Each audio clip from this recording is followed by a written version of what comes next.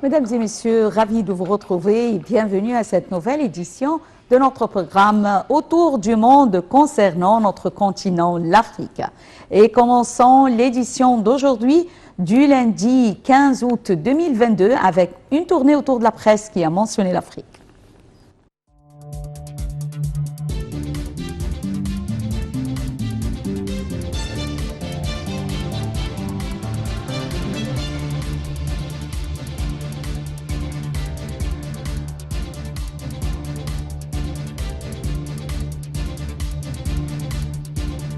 Et commençons par le quotidien Le Figaro, où nous lisons Raila Odinga, figure historique de la politique kenyane, était samedi en tête de la présidentielle devant le vice-président sortant William Ruto, selon les résultats officiels partiels portant sur près de 30% des bureaux de vote. En début d'après-midi, Odinga a totalisé 52,54% des voix, contre 46,76% des voix pour William Ruto sur 29,92% des bureaux de vote selon des résultats officiels diffusés depuis Nairobi. Et enchaînons avec le quotidien Le Monde. Le président sierra-léonais Julius Maada Bio a affirmé vendredi dernier que les émeutes meurtrières survenues mercredi visaient à créer une insurrection pour renverser le gouvernement et a accusé l'opposition d'en être responsable. Au moins 4 membres des forces de sécurité ont été tués et plusieurs commissariats ont été vandalisés selon la police. Et enchaînons avec Radio France Internationale. Une cinquantaine de représentants des mouvements politico-militaires tchadiens, signataires de l'accord de Doha, ont rentré samedi 13 août à N'Djamena. Il était accompagné de membres de la délégation gouvernementale qui a négocié l'accord censé permettre aux politico-militaires de participer au dialogue national inclusif prévu le 20 août. La mobilisation était forte à l'aéroport de N'Djamena pour accueillir ces rebelles, dont certains rentrent au pays après des décennies d'exil. Enchaînons avec France Info, des rotations des contingents de la commission de l'ONU au Mali, MINUSMA, suspendus depuis un mois, reprendront lundi le 15 août avec un nouveau mécanisme d'approbation dans un contexte de tension diplomatique entre Bamako et ses partenaires. La MINUSMA a marqué son accord sur les nouvelles procédures et les a communiquées à tous les pays contributeurs de troupes.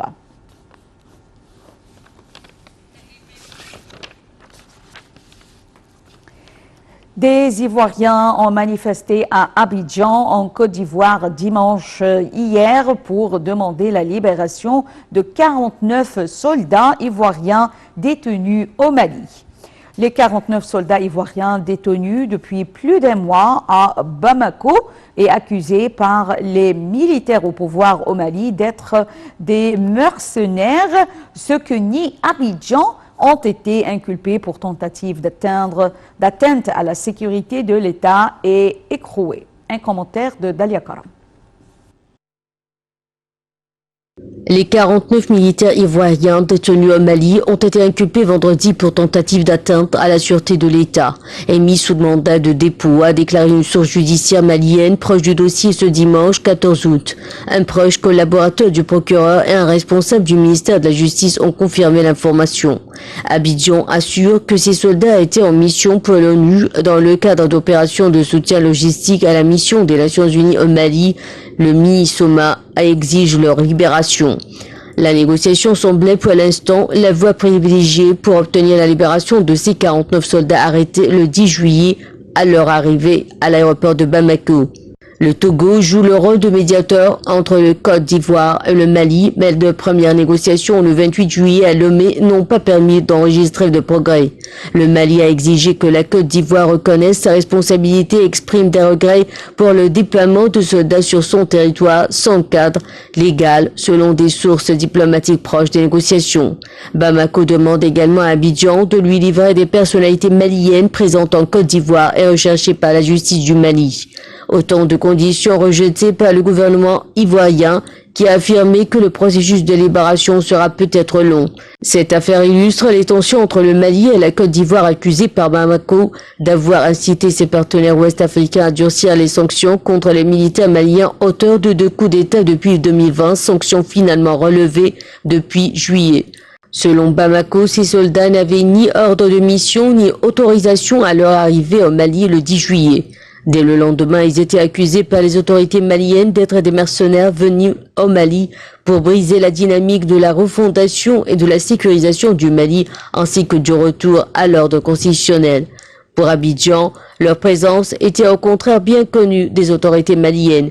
Ils faisaient partie des éléments nationaux de soutien, procédure de l'ONU permettant aux contingents des missions de maintien de la paix de faire appel à des prestataires extérieurs pour des appuis logistiques. C'est aussi ce que soutient la MINUSOMA et son porte-parole Olivier Salgadou le lendemain de leur arrestation.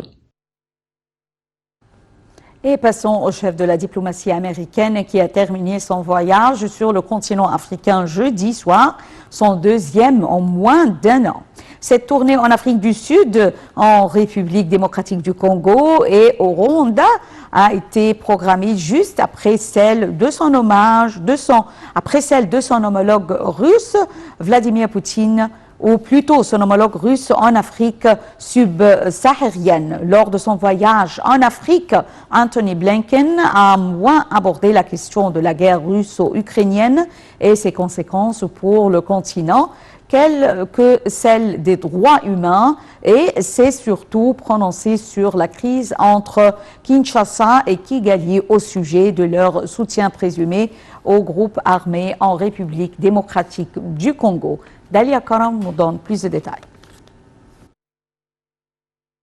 En tournée en Afrique du Sud, en République démocratique du Congo et au Rwanda, le secrétaire d'État américain a proposé un véritable partenariat, notamment pour le respect des processus électoraux et la stabilité régionale dans la région des Grands Lacs africains. 3 pays en 5 jours, le chef de la diplomatie américaine Anthony Blinken a achevé jeudi au Rwanda sa tournée africaine. La venue du secrétaire d'État a pris une vraie dimension politique et stratégique au moment où le continent est le théâtre d'une compétition acharnée entre appétits russes, chinois et occidentaux. Le 2e déplacement d'Anthony Blinken en Afrique subsaharienne depuis sa prise de fonction en janvier 2021 avait commencé dimanche soir en Afrique du Sud. Depuis Pretoria, la capitale administrative du pays, le secrétaire d'État avait déclaré lundi vouloir un véritable partenariat entre les États-Unis et l'Afrique. Simultanément, Washington a dévoilé un document d'orientation prévoyant une refonte de sa politique en Afrique subsaharienne. Les Américains entendent y contrer la présence russe et chinoise et développer notamment des approches non militaires contre le terrorisme. Cette visite de Blinken a également donné l'opportunité au secrétaire d'État américain d'aborder des enjeux régionaux. Depuis la République démocratique du Congo et le Rwanda visités entre le 9 et le 11 août, Anthony Blinken est revenu sur les tensions croissantes entre les 2 pays. Il existe des rapports très crédibles faisant état d'un soutien aux groupes armés par toutes les parties, y compris les FDLR par les forces congolaises et le M23 par les Rwandais. Notre position est claire, quel que soit l'auteur ou le destinataire, tout soutien doit cesser pour tout groupe armé, a déclaré Anthony Blinken lors d'une conférence avec le ministre rwandais des Affaires étrangères Vincent Biruta jeudi. Ce dernier a d'ailleurs défendu la politique de son pays en matière de protection de son territoire. Tout ce que le gouvernement du Rwanda pourrait faire en RDC ou dans notre région aurait pour objectif de protéger notre peuple et de protéger l'intégrité territoriale de notre pays et sa souveraineté. Il ne s'agit pas de soutenir le M23, a soutenu l'officiel. À Kigali, Anthony Blinken a donc renvoyé dos à dos la RDC et le Rwanda. 2 jours avant, à Kinshasa, le haut diplomate s'était dit préoccupé par les informations selon lesquelles le Rwanda soutiendrait le M23 dans l'est de la RDC, mais après des discussions avec le gouvernement de Paul Kagame, il s'est montré aussi sévère avec l'un que l'autre. J'ai le plaisir d'avoir avec moi actuellement en ligne Dr Raouf Ghafar, expert en économie et analyste politique, qui va nous jeter la lumière sur cette visite du chef de la diplomatie américaine Anthony Blinken en Afrique. Bonjour, Monsieur Raouf Ghafar. Bonjour. Bonjour. Tout d'abord, d'après vous, quelle est la signification de cette tournée du chef de la diplomatie américaine Anthony Blinken en Afrique et quelle est son importance et notamment en ce timing? Simplement, l'Amérique a découvert qu'elle est un peu en retard en ce qui concerne l'Afrique. C'est-à-dire, on remarque que la Chine, la Russie sont arrivés en Afrique. Il y a quelque temps, ils ont commencé à améliorer les relations avec les pays africains sur le plan financement, sur le plan commerce, sur le plan politique, etc. Et nous savons tous que l'Afrique, c'est un continent riche qui n'est pas bien exploité. Donc, pour les pays industrialisés, etc., c'est un champ vraiment très fertile. Donc, ils sont arrivés, l'Amérique a découvert qu'elle est un peu en retard. Alors, elle a commencé à considérer, le premier pays, c'était l'Afrique du Sud, certainement pour améliorer les relations économiques. Et puis, il a visité la République démocratique du Congo, et puis le troisième pays, la Rwanda. Il a fait une différente introduction sur le plan Congo et Rwanda. Sur le plan, certainement, il a discuté des droits de l'homme, etc., mais en principe, il a joué le rôle de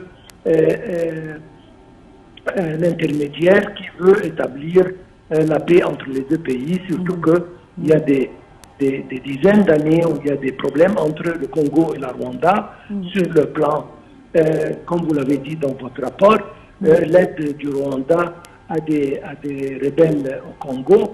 Il y a des immigrés qui vont de deux côtés des frontières, donc la situation n'est pas si bonne entre les deux pays.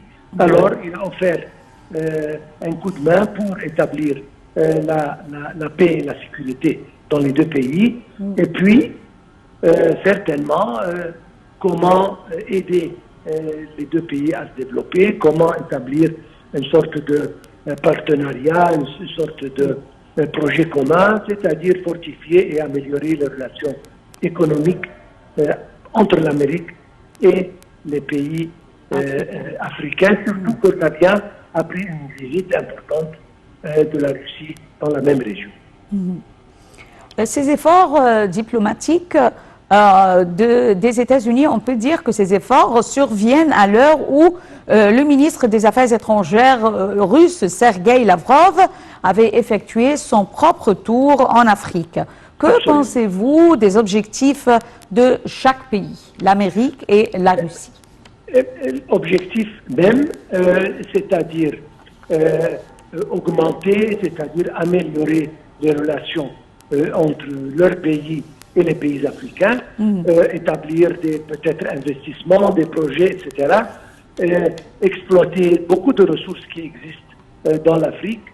La Russie avait l'initiative, elle a commencé, la Chine était là depuis quelque temps, et c'était le temps de l'Amérique de joindre et essayer, elle aussi, d'avoir une partie du gâteau, c'est tout. Monsieur Blinken avait parlé de partenariat avec les pays africains.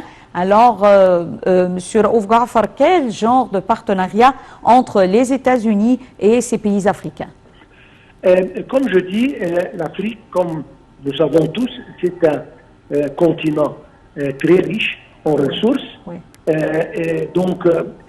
qui ont été mal exploitées ou même pas exploitées du tout, et ils ont besoin de presque tout pour se développer. Ils ont besoin de financement, ils ont besoin d'ingénierie, ils ont besoin de know-how, ils ont besoin de beaucoup de choses, et justement l'Amérique peut offrir tout ça.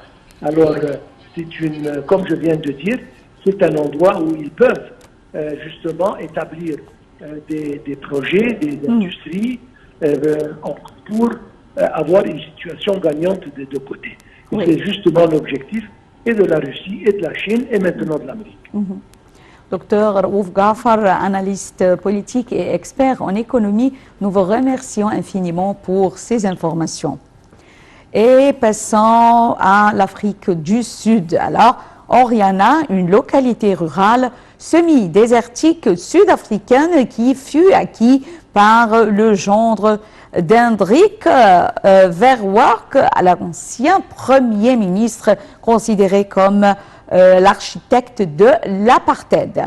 Cette localité abrite une population essentiellement composée de Blancs. Un commentaire de Shams Enemi. Orania, une localité rurale nichée dans le Karoo, zone semi-désertique sud-africaine. Ce bourg construit sur une superficie de 8000 au bord du fleuve Orange, terrain acquis par le gendre d'Hendrik Verwoerd, ancien Premier ministre considéré comme l'architecte de l'apartheid. Jusqu'ici rien d'inhabituel, sauf que sa population est essentiellement composée de Blancs. Environ 2500 Afrikaners, descendants de Néerlandais et Français huguenots, arrivés au XVIIe siècle. Les Afrikaners disent avoir rêvé et créé Orania pour avoir un endroit à eux. Sa reconnaissance par l'État s'appuie sur un article de la Constitution qui défend le droit de l'autodétermination. Ce que nous vivons, c'est beaucoup de reconnaissance de fait. Vous passez votre chemin, vous posez votre acte, on n'essaie pas de le bloquer ou de le frustrer, explique un résident d'Orania. Et la Cité Blanche vit en autarcie. Elle possède sa propre banque et monnaie, l'Ora, dont le cours est égal à celui du rand sud-africain. Ici, on prépare déjà la relève sur le plan humain. Récemment, au cours des dernières années, 7 ans à peu près, notre croissance démographique a commencé à faire boule de neige. Nous avons connu une croissance annuelle de 10% au cours des 7 dernières années. Les 2 ou 3 dernières années est passé de 14 à presque 17%. Mais le village n'est pas à l'abri de critiques du fait de sa population non cosmopolite. Dans un pays ayant connu l'apartheid, ses habitants sont accusés de racisme, mais ils assument leur choix. Nous sommes d'originaires d'Afrique, c'est pourquoi nous nous appelons Afrikaners. Nous voulons rester ici, nous voulons aussi conserver notre identité. Or, conserver son identité n'est pas une pulsion raciste. Nous voulions conserver notre identité contre l'impérialisme anglais ou britannique aussi, et ils sont encore plus blancs que nous. Beaucoup plus blancs. En 1995, Nelson Mandela, cherchant inlassablement à réconcilier une Afrique du Sud meurtrie et divisée, avait passé quelques heures dans cette cité d'Afrikaners.